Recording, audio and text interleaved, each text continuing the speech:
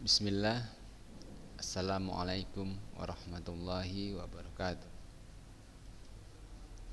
Alhamdulillah. Wassalatu wassalamu ala rasulillah wa ala alihi wa sahbihi wa mawala. Apa kabar anak-anak Ustaz? Saya harapkan semua antum dalam keadaan sehat, selalu dalam lindungan Allah Subhanahu wa taala, dan tetap semangat dalam mengikuti pembelajaran daring kita. Baiklah anak-anak Ustaz, hari ini insyaallah kita akan melanjutkan pembelajaran kita tentang pengolahan, yaitu wirausaha produk pengolahan makanan awetan hewani, ya. Jadi kita tentunya sudah tahu apa saja ya makanan-makanan yang hewani, ya. Makanan yang terbuat dari bahan hewan, ya.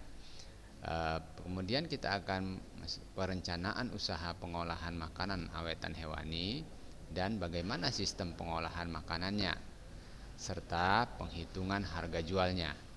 Nah, ini anak-anak Ustadz yang perlu kita pahami, yang akan kita pelajari nantinya. Kemudian ya juga ada jelaskan bagaimana media promosi ya makanan awetan hewani, kemudian konsinyasi makanan awetan hewani. Jadi baiklah, kita akan masuki anak-anak Ustadz, yaitu kewirausahaan pengolahan makanan awetan dari bahan hewani. Ya, tentunya anak-anak Ustadz, kalau kita lihat ya di daerah tempat tinggal kita, tentunya ada berbagai macam jenis makanan awetan ya dari bahan hewani ini. Ya, kita juga suka lihat ada di pasar ya, banyak orang menjual dagangan-dagangan ya bentuk-bentuk makanan seperti ini. Baiklah anak-anak Ustadz, ya, kewirausahaan makanan ini akan selalu menarik dan mempunyai prospek yang cukup baik untuk terus dikembangkan. Ya. Di semester 1 ya kita sudah membahas tentang kewirausahaan pengolahan makanan awetan dari bahan nabati, ya, nabati, tumbuh-tumbuhan anak-anak Ustadz ya. Pada semester ini ya kita akan menguraikan kewirausahaan makanan awetan dari berbahan dasar hewani. Ya, jadi kalau bicara tentang sumber daya alam nabati dan hewani, tentunya Ustadz tidak usah menjelaskan lagi, antum sudah tahu ya. Hewani itu banyak ya, seperti jenis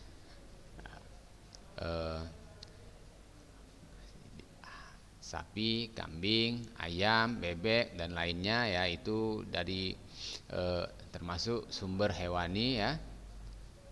Kemudian karakteristik sumber daya alam hewani ini hampir sama ya dengan sumber daya alam nabati. Tetapi sumber daya hewani diperlukan penanganan yang lebih ekstra, karena pada dasarnya mempunyai keawetan yang lebih pendek dari sumber daya alam nabati. Nah, ini anak-anak Ustadz ya, perlu kita pahami sebenarnya sumber daya alam ya seperti hewani ini dia lebih cepat ya, cepat busuk dibandingkan yang nabati.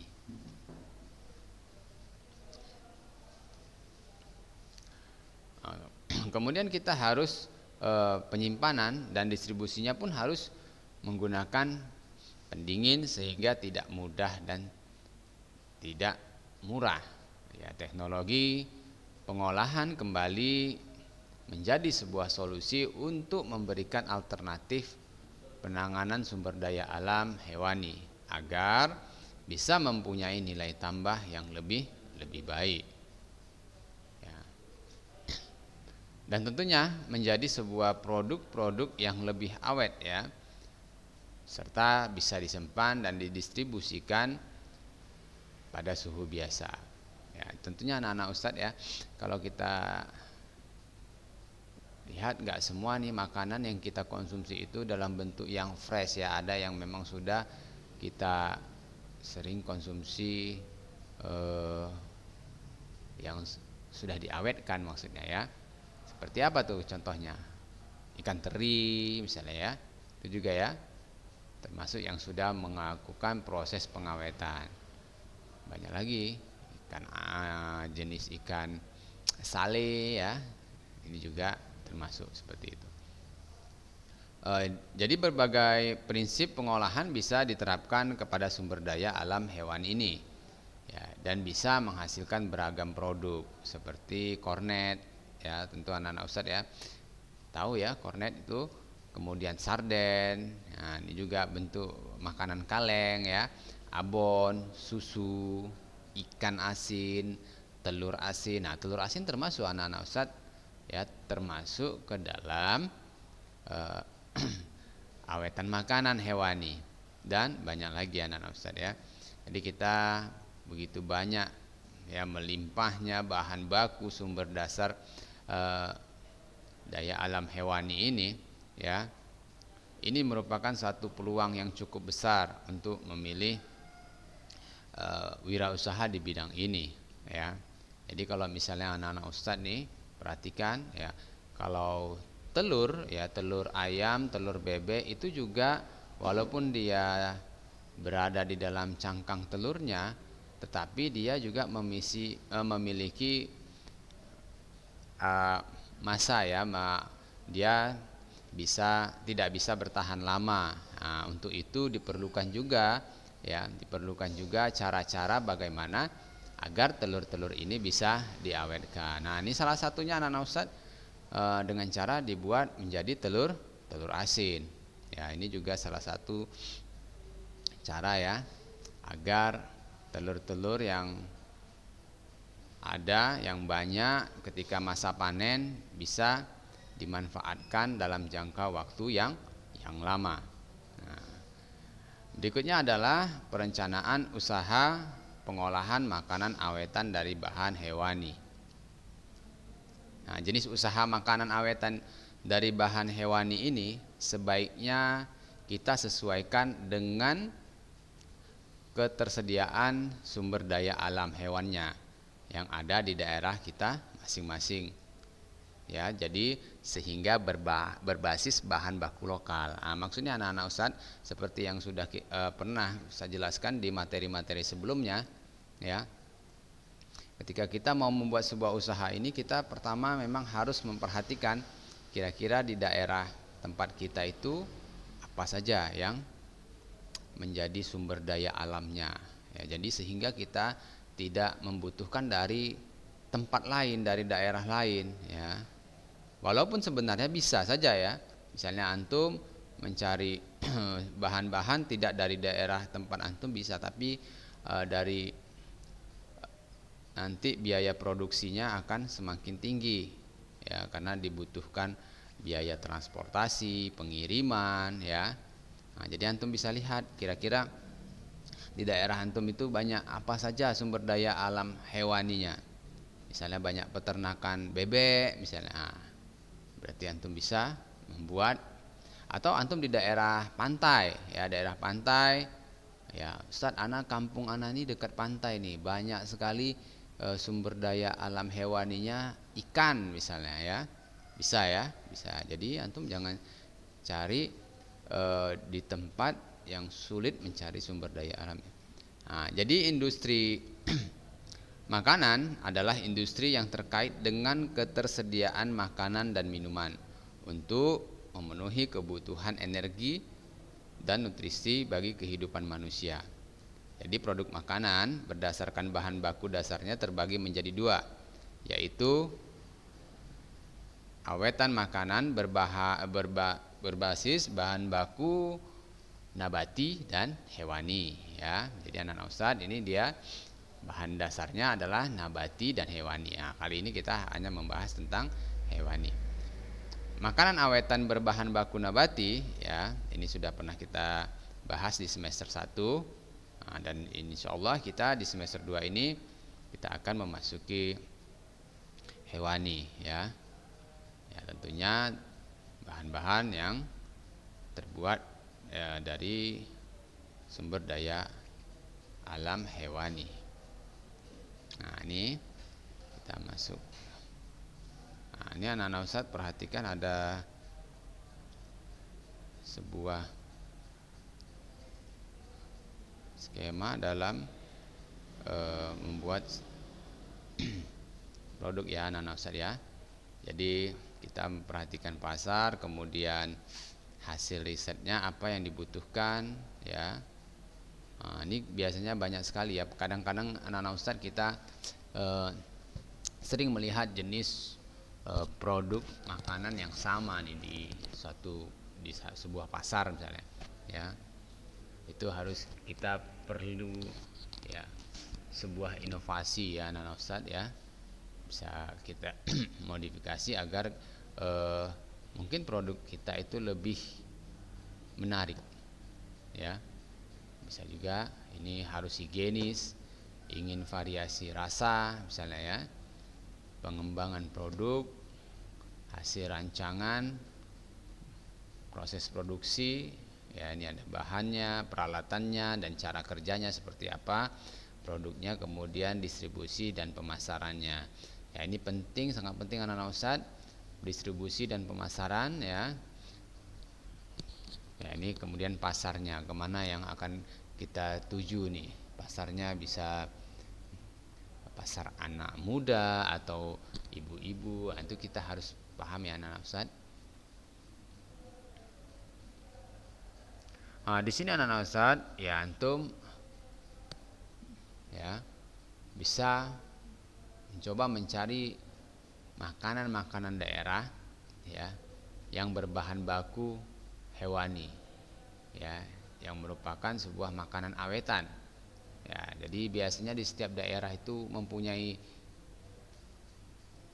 ya makanan-makanan khasnya ya daerah ya, makanan khas berupa awetan ya.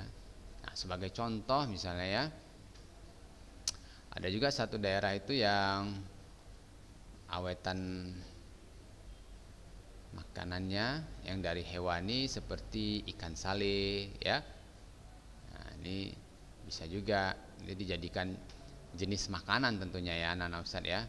Makanan bahan bakunya tentu ikan ya, ikan sale ini sering Ustadz lihat itu jenis ikannya adalah ikan lele ya, bukan berarti ikan lain tidak bisa ya. Ada juga jenis ikan asin ya, jenis makanan ikan asin ya. Minuman juga bisa anak-anak Ustadz ya, tentunya minuman. Tetapi biasanya minuman ini dia berbahan nabati ya, berbahan nabati. Ada nggak kira-kira anak-anak Ustadz minuman yang berbahan hewani? Ada ya? Ya, seperti susu itu termasuk ke dalam jenis hewani anak-anak Ustadz ya, susu ya. Jadi ada susu fermentasi bisa juga ya anak-anak Ustadz ya. Nah ini anak-anak Ustadz antum coba cari nantinya ya, antum cari jenis makanannya, kemudian ataupun minuman ya, nama makanannya apa, kemudian bahan bakunya apa ya. Nah tentunya di setiap daerah itu banyak sekali anak-anak Ustadz. Nah sekarang kita masuk ke pengolahan. Ya. Teknologi pengolahan diharapkan dapat meningkatkan nilai tambah suatu produk, termasuk sumber daya alam hewani yang melimpah. Bisa dilakukan pengolahan yang tepat sehingga menghasilkan produk yang baik. Sumber daya alam hewani sangat mudah rusak, sehingga dalam pengolahannya diperlukan metode untuk mengawetkannya. Beberapa prinsip pengawetan yang bisa dilakukan dalam proses pengolahan makanan, seperti ini anak-anak Ustadz, yaitu pertama dengan pengawetan suhu tinggi ya, bisa dilakukan dengan pengeringan. Nah, pengeringan ini Ada yang disebut dengan pengeringan alami dengan menggunakan sinar matahari maupun pengeringan buatan, ya seperti kita menggunakan oven dan pengasapan, ya. Kemudian yang kedua adalah pengawetan dengan suhu rendah, ya bisa dilakukan dengan proses pendinginan atau pembekuan. Kemudian pengawetan dengan iradiasi. Iradiasi merupakan salah satu jenis pengolahan bahan makanan yang menerapkan gelombang elektromagnetik. Iradiasi bertujuan mengurangi kehilangan akibat kerusakan dan pembusukan, serta membasmi mikroba dan organisme lain yang menimbulkan penyakit terbawa makanan. Prinsip pengolahan, dosis dan teknik peralatan, persyaratan kesehatan dan keselamatan serta pengaruh iradiasi terhadap makanan harus diperhatikan. Nah, tentunya ini anak-anak Ustadz ya, pengawetan dengan cara iradiasi ini bukan sesuatu yang mudah ya, ini butuh memang pengetahuan ataupun memang peralatan-peralatan yang baik ya. Berbeda dengan pengawetan dengan suhu tinggi, kita bisa menjemurnya saja di sinar matahari atau memasukkannya ke dalam oven ya, mesin ya. Berikut adalah pengawetan dengan bahan kimia yang dilakukan dengan karbon dioksida, gula, asam dan garam. Nah, ini anak-anak Ustadz ya.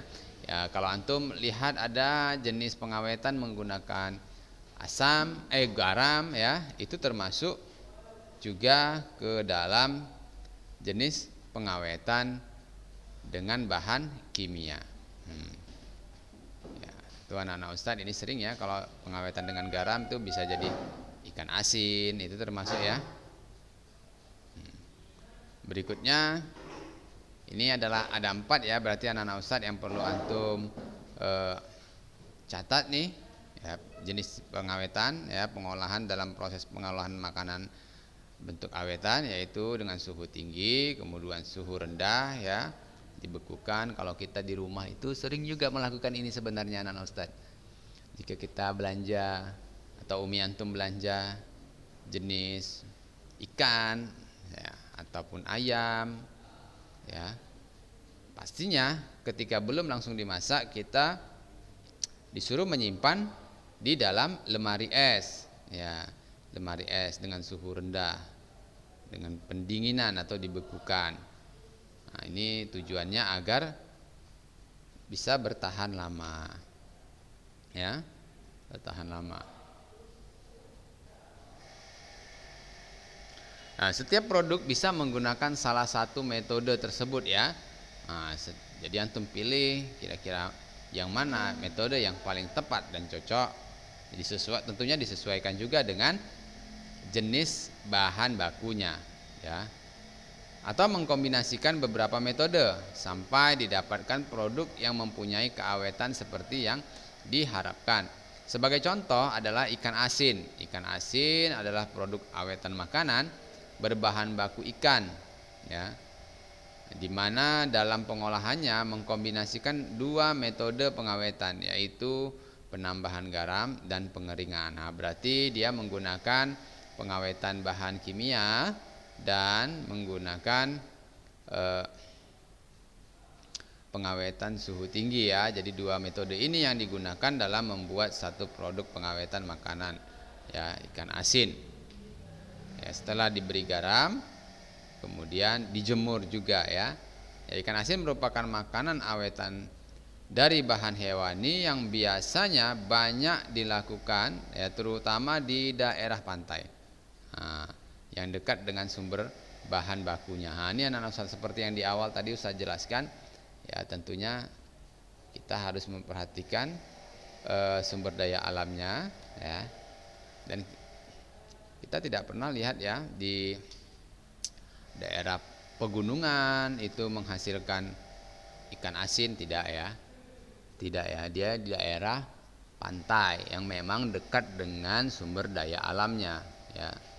Seperti itu anak-anak Ustadz.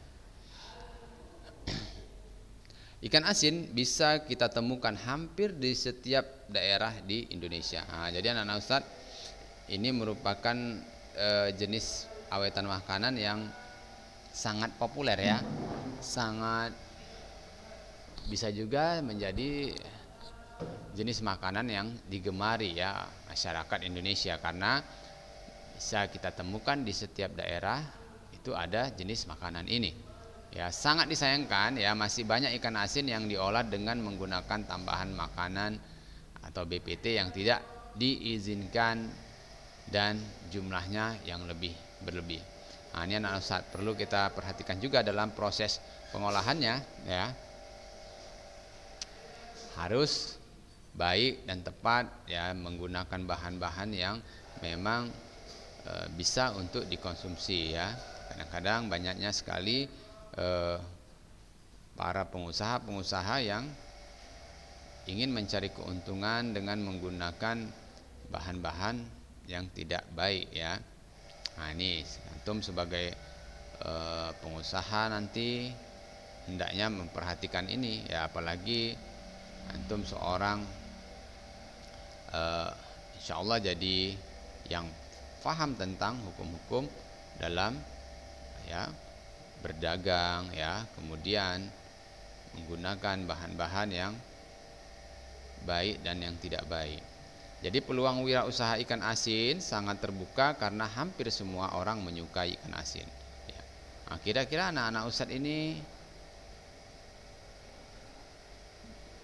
termasuk menu favorit ikan asin, atau memang Ustadz ana makan ikan asin nih ketika lagi apa nih ya, saat lagi nggak apa Ustaz, lagi nggak ada uang nih karena ikan asin ini lebih murah Ustaz. Nah, seperti itu. Tapi tidak ya anak Ustaz ya, sebenarnya harga ikan asin ini juga lebih mahal ya. Jadi produsen pengolahan ikan asin pun sudah cukup banyak. Jadi tantangannya adalah membuat usaha ikan asin yang mempunyai nilai lebih dari yang sudah ada. Nah, ini antum harus seperti tadi tuh yang Ustadz bilang, kita harus bisa memodifikasinya. Misalnya ada orang tuh yang nggak suka ikan asin, Ustadz ana nggak suka ikan asin nih Ustadz, karena ketika jual ikan asin tuh banyak yang terbuka, jadi tidak ada kemasannya Ustadz, banyak lalat-lalat yang nempel, jadi kesannya ikan asin ini makanan yang jorok. Nah, jadi itu salah satu ya yang bisa kita evaluasi ya, bagaimana orang bisa lebih menyukai karena kebersihannya, bisa jadi ya antum bisa buatkan kemasannya ya. Ya, ini sebagai contoh anak-anak Ustaz, antum kalau lihat ya sebenarnya ikan asin ini juga di mal-mal sudah ada dijual ya anak-anak Ustaz ya. Bukan cuma di pasar-pasar tradisional, di mal-mal juga sudah ada, tapi cara mengemasnya itu lebih menarik dan kita kadang-kadang ya lebih suka belinya yang di tempat yang bersih, yang dikemas dengan baik. Nah, jadi memproduksi ikan asin lebih higienis dan sehat, serta juga membuat ikan asin yang ready to eat atau RTE ya, agar konsumen langsung dapat mengkonsumsinya tanpa harus mengolahnya, bisa menjadi pilihan bisnis yang prospektif ya. Jadi sebagai contoh nih anak-anak Ustadz ya, biasanya kalau kita beli ikan asin itu kan tidak bisa langsung dikonsumsi, pasti kita goreng dulu, kita masak dulu ya. Nah, ini ada salah satu solusi ya, caranya bagaimana bisa lebih menarik ataupun lebih praktis ya, dengan cara dibuat yang sudah ready, siap untuk dimakan. Kita siap untuk dimakan ya, sama seperti kalau antum beli kerupuk ya. Kerupuk itu ada yang belinya yang belum siap dimakan, ada yang sudah siap dimakan. Ya, kalau antum beli kerupuk itu ada yang sudah digoreng ya, itu bisa siap langsung dimakan, sudah dikemas ya. Mungkin ikan asin juga bisa antum modifikasi buat kemasan seperti itu ya. Nah, baiklah anak Ustadz, sampai sini Ustadz rasa antum sudah memahaminya ya. Alhamdulillah, insyaallah antum semua paham apa yang Ustadz jelaskan ini. Nah, ada juga nih anak-anak Ustadz ya, konsumen tuh tidak menyukai ikan asin, alasannya karena apa? Karena bau yang ditimbulkan saat memasak ikan asin. Ah, ini macam-macam ya anak-anak Ustadz ya. Memang kadang-kadang ya ada orang nggak suka nih karena bau ikan asin ini yang begitu menyengat. Ada juga orang yang malah suka nih, tambah berselera dia ketika sudah mencium bau ikan asin itu. Ya beda-beda. Tapi lebih banyak ya orang-orang yang tidak menyukainya. Jadi ini salah satu termasuk permasalahan yang bisa dibuat dalam bentuk yang lebih baik. Nah, ini contohnya anak Ustadz ya. Ini ikan asin.